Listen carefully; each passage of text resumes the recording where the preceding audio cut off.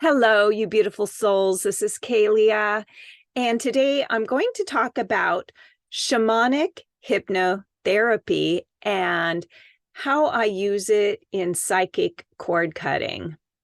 Every time that I have a session with somebody where I use this process of shamanic hypnotherapy and cord cutting, I'm just amazed at the results, and I feel so excited about it. And I ask myself, why am I not doing this more? And it's probably because I don't talk about it enough. I don't write about it enough. It's something that I developed early on in my work with narcissistic abuse because I was trained as a clinical hypnotherapist back in 1988. And then I started being trained with various shamans in shamanistic techniques, mostly in the early 2000s. So I used both of these. I kind of started to combine what I had learned in shamanism with my clinical hypnotherapy. So I'm going to break down what the difference is. Clinical hypnotherapy is working with the subconscious mind. So we have a conscious mind, which is that part that we're aware of.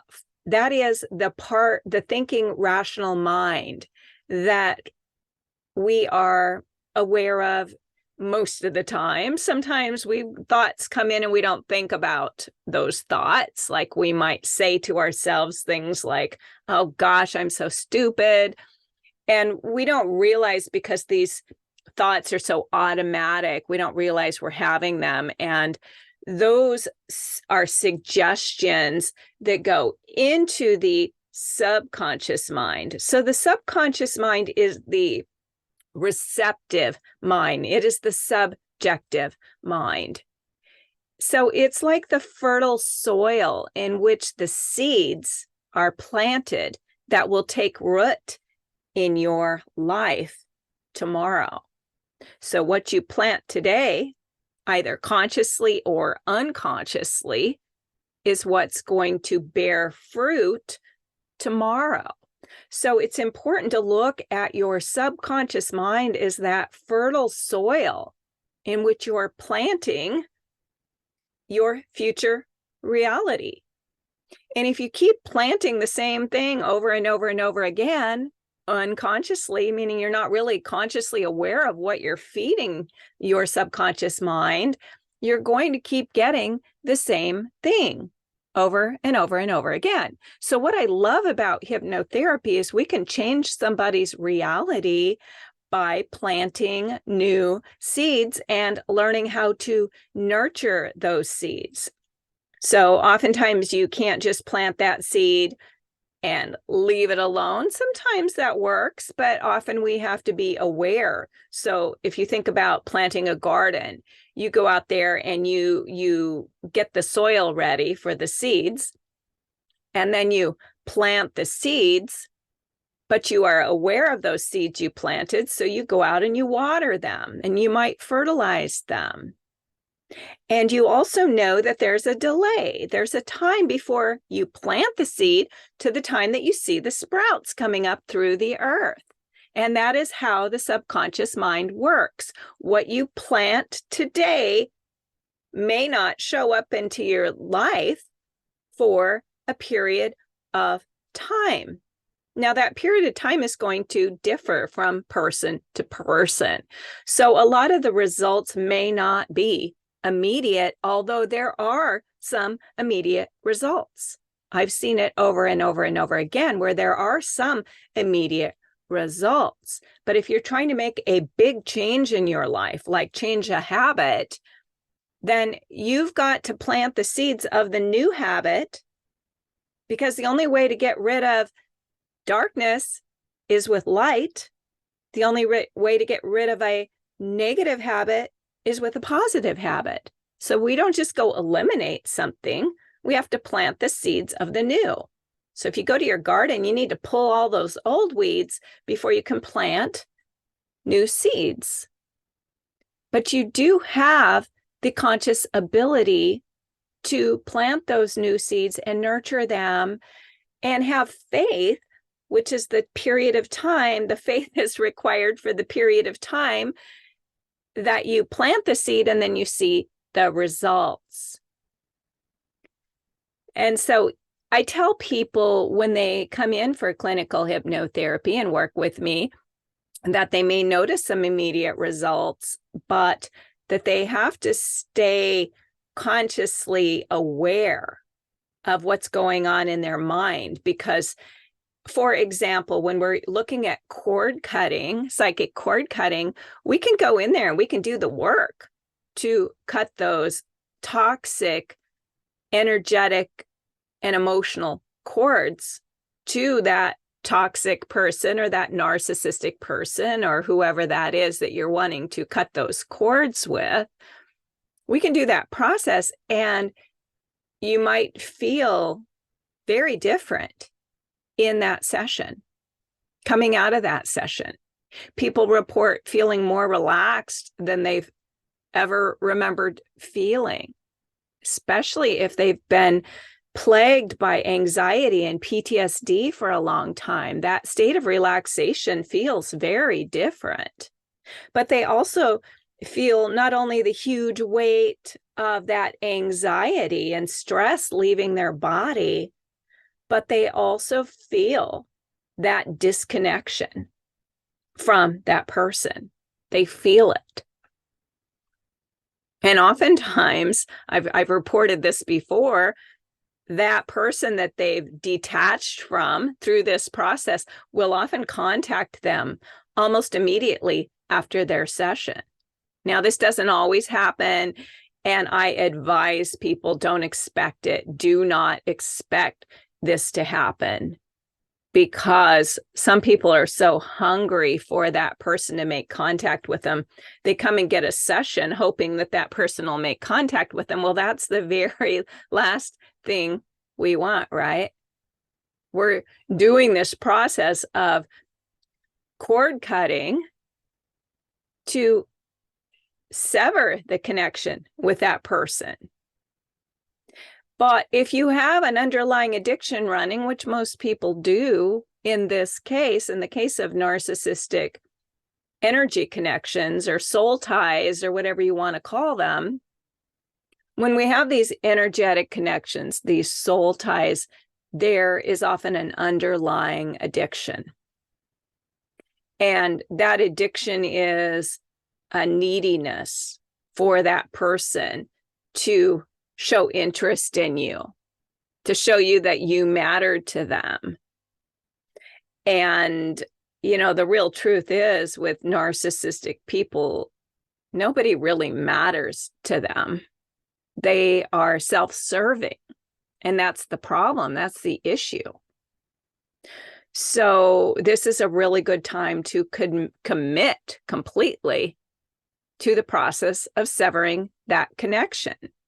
And that means after a cord cutting session, you've got to continue to feed yourself, to nurture that seed by not inviting that connection back in. So whenever your mind is like having an addictive moment that says, I really miss that person, I really want to hear from them, you have to say, cancel, cancel. I release all cords of attachment. I release all soul ties. You have to reiterate what you have done so that you're not inviting that connection back in. And if you can do that, then you are reinforcing and reinforcing and reinforcing. It's like watering the seed that's going to bear fruit. And that fruit is your new life. That fruit is being free of that person. So where you can move on with your life and have new, fulfilling, healthy relationships with other people. Shamanism is a different technique altogether. It's not really a technique. I would call shamanism an art form, because even though they've got a lot of courses out there on being a shaman, that doesn't make a shaman. A course does not make a shaman. A shaman is someone who can see in the dark, and they learn how to see in the dark through rigorous initiations. So it's not just taking a course, because you cannot necessarily go through rigorous initiations through a weekender course. It is a practice, and it takes a long time for a true shaman to become a shaman. So that's why I do not call myself a shaman, but I do practice shamanistic techniques. And to be fair, I have undergone rigorous initiations from the time I was a teenager. From the time I was a child, actually, I have gone through one rigorous initiation after another, after another, after another, and I did develop an ability to see in the dark. And what I mean by that is that we can look at a person and see, sense, feel, not necessarily, it might not be visual, it might be a sensing or a feeling or a knowing where a block is. Or if we're doing shamanic work, we kind of see, sense, and feel where to go with that. And I've been doing this work since the early 2000s, where I worked directly with shamans to develop my techniques one-on-one. So I didn't take a class. I worked one-on-one with shamans to learn the techniques. And in the beginning, I was wanting to give my power away to that shaman that was working with me. And there was one in particular that I was working with that had me on a table. I might have told this story before, but it's a pretty profound story, where I was lying on a table doing the breath work. Shamanism requires a lot of breath work.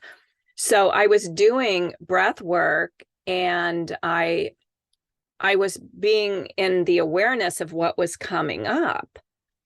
And while I was doing that breath work, I got a vision of a knife in my back. And I said out loud, "There's a knife in my back." And with him being the shaman and me being the trainee, I expected that he was going to just go, "Oh, yes, I see it," and pull it out. But that's not how it worked. He said, "You have the power, you take it out." And so I just followed my instincts, and I removed that knife from my back. And let me tell you, I felt it, and it was exhilarating to recognize my own power to change my reality. And after that, I just became stronger and stronger in the shamanism and the shamanic techniques, knowing that I do have the power. And it's not just me. It's we all do, but this power has to be developed. We have to recognize it and develop it.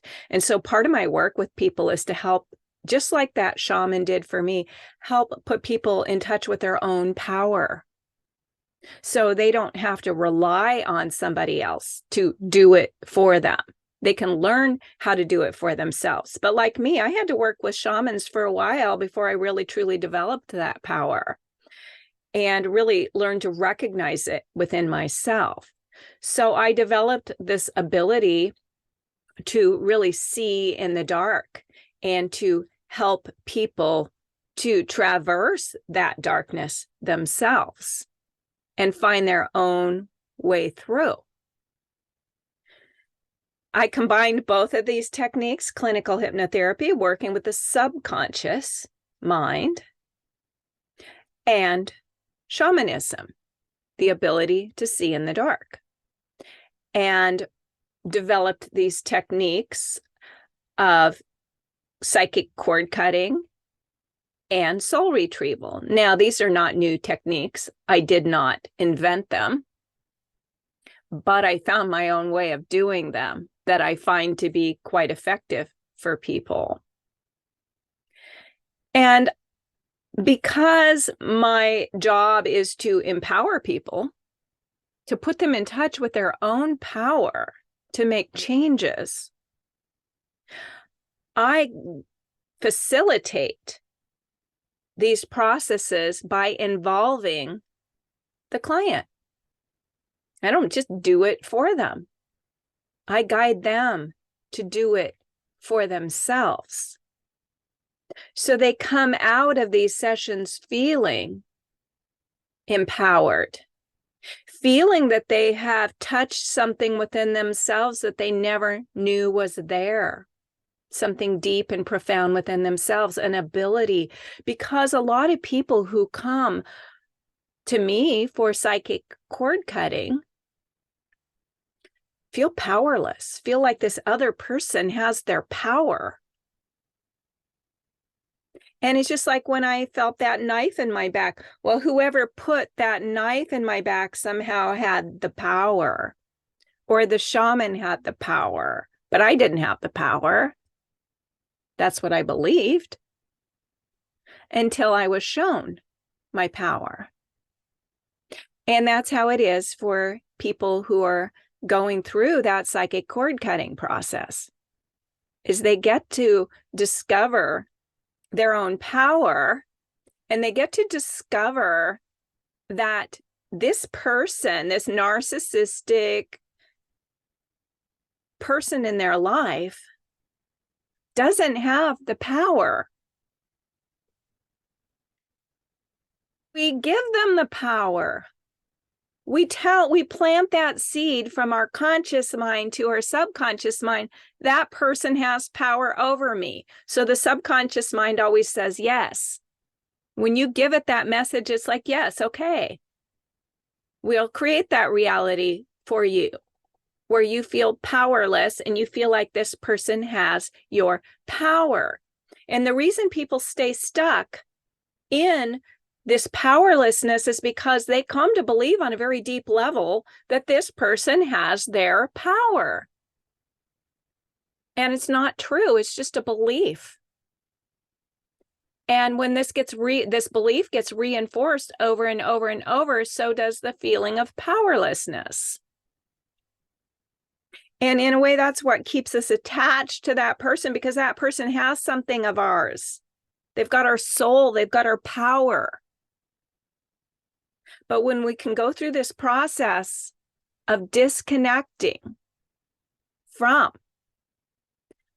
that person and taking our power back, symbolically, subconsciously, working on all the levels to take our power back, then you can come out of that session feeling empowered, feeling that you have the power.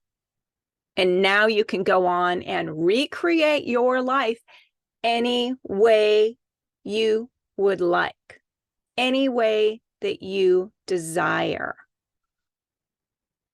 So this is the process of psychic and energy cord cutting. And if you feel like this would be helpful for you, I would love to work with you with it. But I will still leave you with this message that you have the power, that nobody else has your power. You just might have to reconnect with it. You might have to work on that belief system that tells you that that other person has your power or is possessing your soul. I get that it feels like that. I get it feels that way because I have been there.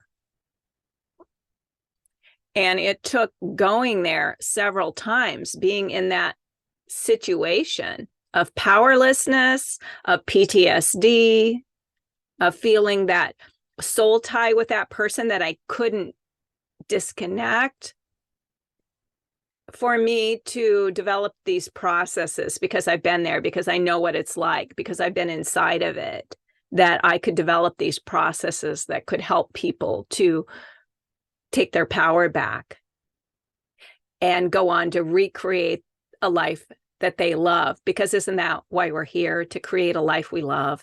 And when you can learn how to use your conscious mind to influence your subconscious mind and be very consciously aware of what you're planting, the seeds that you're planting that are going to bear fruit tomorrow, then you become so much more empowered, because you realize, I can influence my reality. I can change my circumstances. I can produce a different result. Okay, so I hope that this has been helpful for you. Thank you so much for tuning in, for listening and watching, and I will see you in the next podcast. Have a great day.